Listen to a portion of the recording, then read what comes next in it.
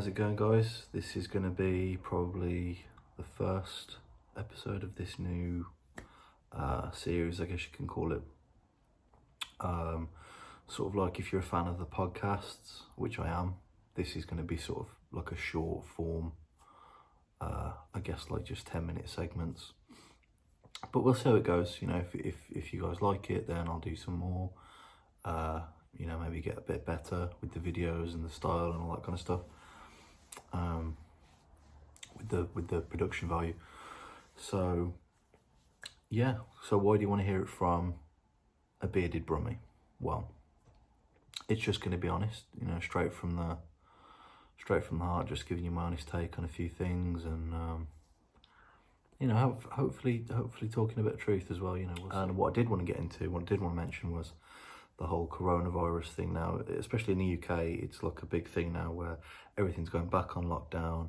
There's this second spike coming, and generally just like a panic about certain things and not being able to do certain things, and people feel like they're kind of being stifled a bit, which is understandable. But you know, I was over the shop the other day, and you know, there was an old woman outside. This was maybe the other week actually. She did not care.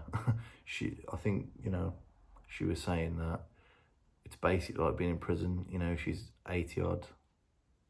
What's the point of spending sort of the golden years of your life just being in a sort of prison and not really doing what you want to do, which is understandable, you know. So I think instead of looking at it from the perspective of we're always shielding these people, they don't see it like that. Well, not some of the people that I've spoken to, they don't see it like that. They see it as this kind of, you know, way to just keep them inside and not do anything, and they don't have long left, to put it, you know, bluntly. So, you know, they don't always want to be inside and not, you know, active and living their life. And I know when my nan was alive, she was exactly the same. She didn't want to be inside, confined all the time.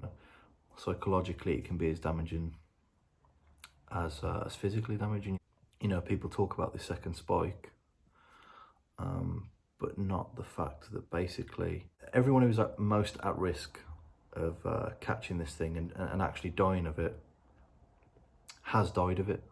So there's kind of like a limited, finite room to grow in that area. That's the way I saw it.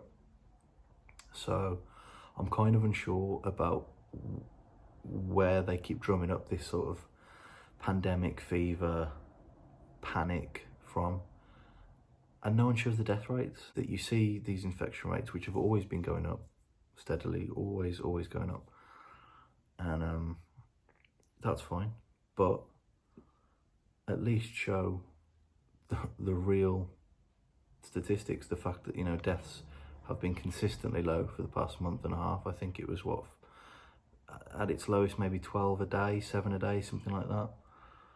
And it's stayed at that level. You know, it's not, and regardless of lockdown, they've showed this with Leicester, they're showing this now with Birmingham, and they're showing it with a few other places, that, you know, the lockdown measures don't necessarily decrease or increase death. I'm not 100% sure what people expect of us going forward, because economically we can't really survive another we can barely survive this one. We haven't survived this one. We've not even crawled out of it yet. You know, it's very good, the government giving us free food and all this kind of stuff, but it will have to be paid back, whether that's in the form of taxes or, you know, austerity, tightening up on other things.